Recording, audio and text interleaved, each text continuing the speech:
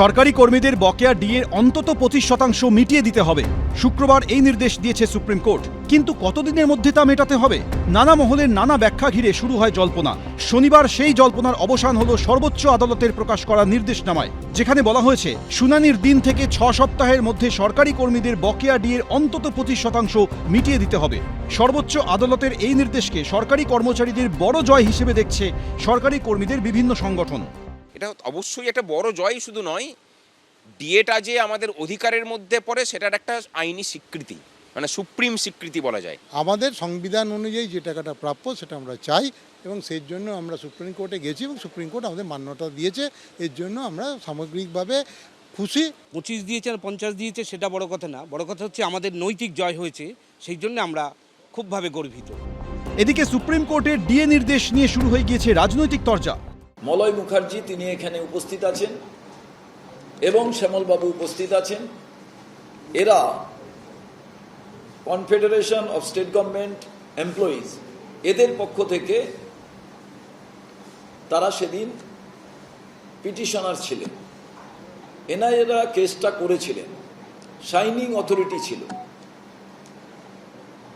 এমন সবাই দাবি করছেন যে রাজ্য সরকারি কর্মচারী তারা যেমন আছেন, এটা বিজেপির জয়।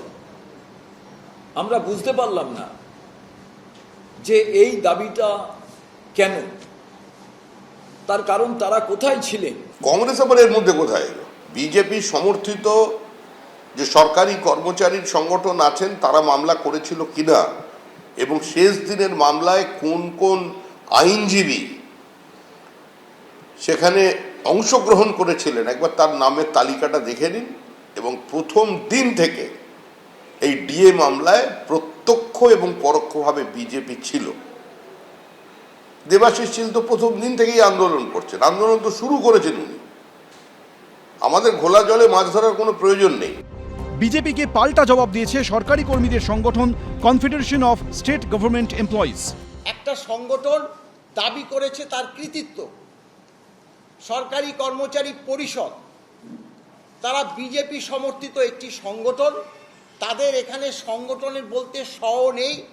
এই রাজ্যের যে সংগঠনটি, তাদের কিন্তু কোনো পাত্তা আমরা পাইনি। তারা কৃতিত্ব দাবি করেছে। দেখুন, হ্যাঁ, কৃতিত্ব দাবি করলে রাজনৈতিক দলগুলোর নিশ্চয়ই লাগবে, কিন্তু আমরা সরকারি কর্মচারী কে কৃতিত্ব দাবি করলো কি না করলো সেটা নিয়ে আমরা কিন্তু কোনো বিতর্কের মধ্যে যেতে চাই না। বিরোধীদের নিশানা করেছে তৃণমূল সরকার। সুপ্রিম কোর্টে সরকারি আইনজীবীরা যা যা বক্তব্য রাখার তো জানিয়েছেন। এরপরে অর্ডারের চূড়ান্ত কপি পেয়ে রাজ্য সরকার যেটা বিবেচনা করবেন এবং নিশ্চিতভাবে তখন তারা তাদের যদি কোনো বক্তব্য রাখার জানাবেন। এই নিয়ে পার্টির তরফে কোনো মন্তব্য করছে না। মামলার পরবর্তী শুনানি অগাস্টের 4 তারিখ। তার 38 দিন আগেই রাজ্য সরকারকে কর্মচারীদের বকেয়া ডিএর 25% দিয়ে দিতে হবে। উজ্জ্বল মুখোপাধ্যায়, ঝিলম করঞ্জাই, শিবাশিস মৌলিক, এবিপি আনন্দ।